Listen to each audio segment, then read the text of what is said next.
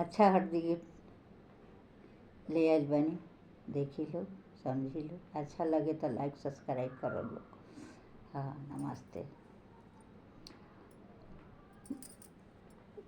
हमारो कवन पापायत फैशनदार हे, एकार चढ़ी बेसहेल ह अरदिया के गाठी हे, एकार चढ़ी बेसहेल ह अरदिया के गाठी हे।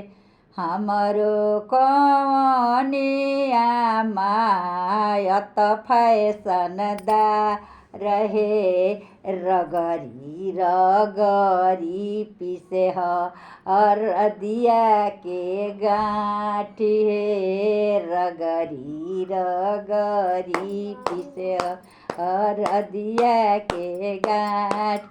हमरो कवनी बेटी अत सुकावारी हे, सहलो ना जाला हो अरदिया के डाक हे, सहलो ना जाला हो अरदिया के डाक।